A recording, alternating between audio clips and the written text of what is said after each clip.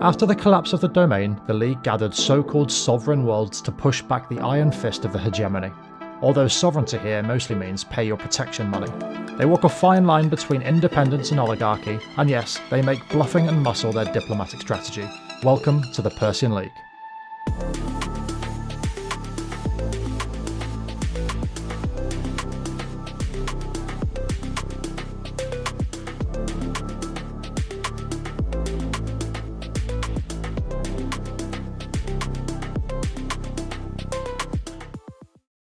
When the gates fell and the Persean sector was plunged into isolation, countless worlds went dark.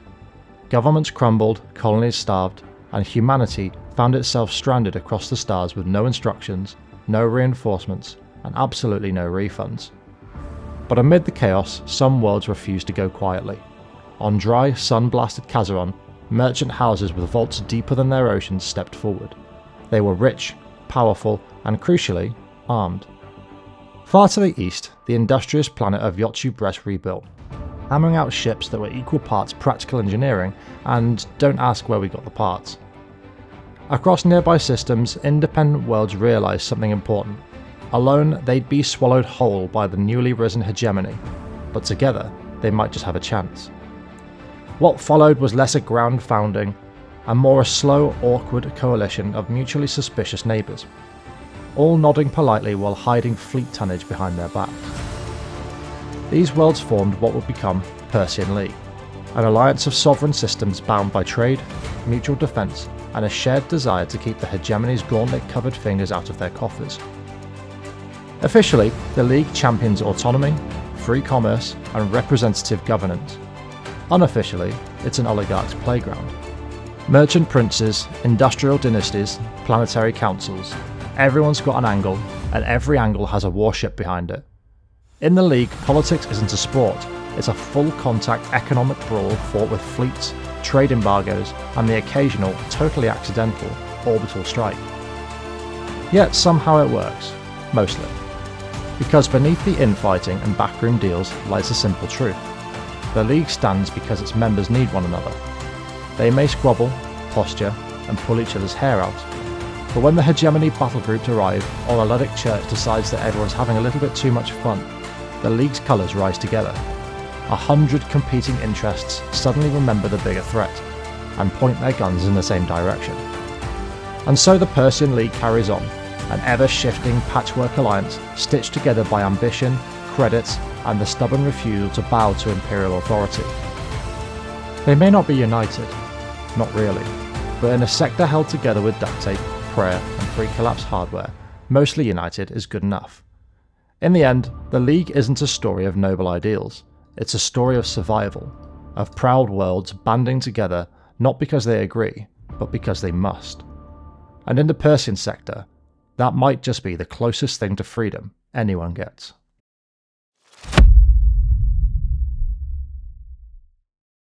Midline engineering at its finest, adaptable, flexible, and capable of using all weapon systems. From nimble frigates to broadside battlecruisers, let's dive into the League's arsenal of warships. First off, the Brawler. The Brawler is a tough little gunboat with 2 medium ballistic hardpoints and 2 universal. Stubborn and perfect for holding the line or bullying frigates at close range. Next up, the Monitor. The Monitor is the ultimate damage sponge. Tiny, nearly unkillable, comes with fortress shields to tank fire and 2 built-in flaks so that your real warships can do their job. Next, we have the Wayfarer, a flexible exploration frigate, light cargo, light combat, and a bit light on firepower, but not bad for an early game jack-of-all-trades frigate. Lastly, we have the Vigilance, a fragile missile frigate with one job: deliver big, decisive volleys, then run away before anybody notices it. Next, we'll move on to the destroyers. First off, we have the Drover, a compact light carrier built for aggressive fighter strikes, cheap, efficient, and terrifying in large numbers. Next up we have the Gemini. The Gemini is a freighter-carrier hybrid. It moves cargo, launches fighters, and just about survives long enough to matter. Great for early game fighter coverage. Next up we have the Hammerhead, a premier assault destroyer, fast, punchy, and famous for its burst DPS. Perfect for cracking shields and punishing an enemy's first line of defense. Next up we have the Sunder, a glass cannon energy weapon platform, an adaptable destroyer that can be used as a long-range escort or a fragile yet deadly frontliner. Let's move on to the cruisers. First off, we have the Champion, a heavy cruiser bruiser, durable, versatile, and able to carry the big guns, a real midline powerhouse. Next up we have the Eagle, a balanced line cruiser built for adaptability. Whether it's long range or short range, the Eagle stands toe to toe with even the deadliest other ships of its kind, and potentially larger. Next up we have the Griffin, a dedicated missile support cruiser that spews ordnance like a fireworks factory and wins battles through sheer explosive generosity. Next up we have the Falcon, a fast, manoeuvrable little brother to the Eagle, less armour, more speed, ideal for keeping its distance from enemies, utilising its range superiority on the battlefield. Lastly, we have the Heron, a high-performance strike carrier, specialising in fast, deadly fighter wings. Think surgical air support, but with extra oomph. Now, we have the Capitals. First off, the Conquest. The Conquest is a battlecruiser built for broadside dominance, fast for its size, packed with firepower, and perfect for hit-and-run capital combat. And last but not least, we have the Pegasus, a long-range missile battleship that deletes targets from across the map with its devastating alpha strikes. The Pegasus is the League's perfect missile platform.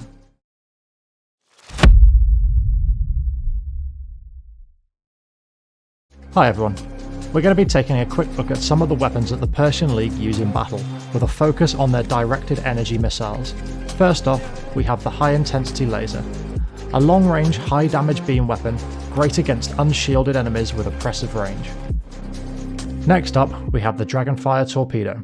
A high-powered laser missile delivers a huge alpha strike in a short burst at long range, designed to avoid the shorter range point defense systems.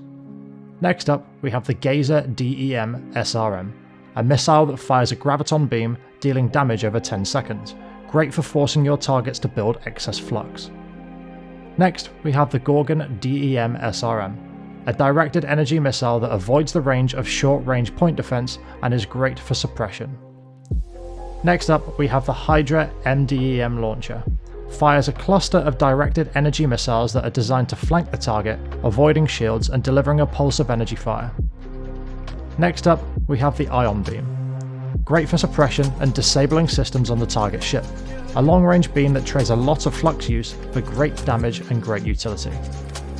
Next up we have the Graviton Beam, an unusual beam weapon that is highly effective against shield, excellent range and destabilizes enemy shields to take more damage from all other sources. Next we have the Heavy Machine Gun, technically a point defense weapon but incredible at close range damage against an enemy's shields, fast firing and extremely flux efficient. Last but not least, we have the Light Assault Gun, high flux use trade-off for high anti-armor damage, great for finishing off any smaller unshielded targets.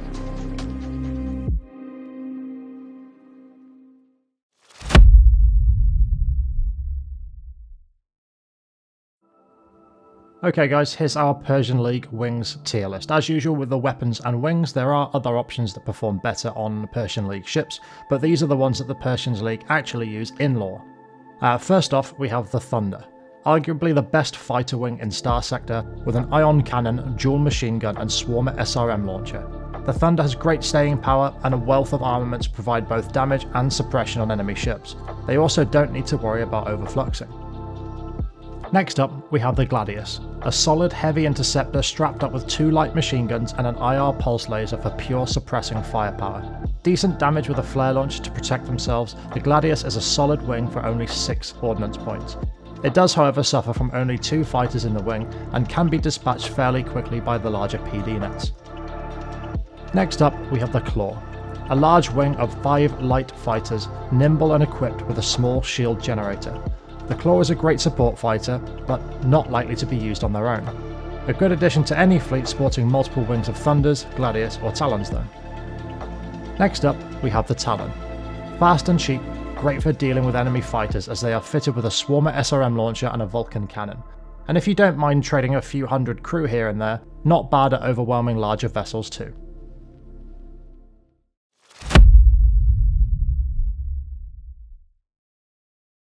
When you peel back the polished midline hulls and trade charters, the Persean League is far more than a coalition of proud, independent worlds.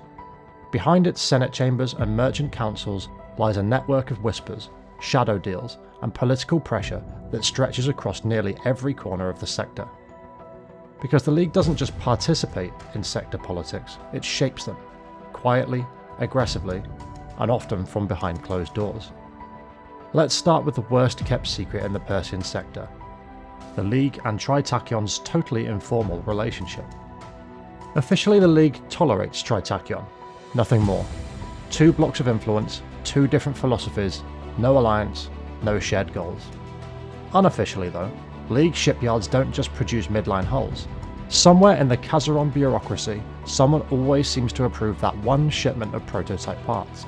Tritachyon consultants drift in and out of League space like ghosts, and every time the hegemony pushes harder on Tritach, the League mysteriously gains a sudden surplus of war supplies, conveniently not listed on public ledgers. It isn't friendship, it's leverage. The League knows that keeping Tritachyon alive keeps the hegemony busy somewhere else. As long as the hypertech corporations keep paying premium prices for League raw materials, both sides pretend they don't see the mutual benefit. And that brings us to the hegemony, the League's favourite frenemy. The rivalry isn't just political, it's philosophical. The hegemony believes in unity through military authority. The League believes in autonomy through wealth and negotiation.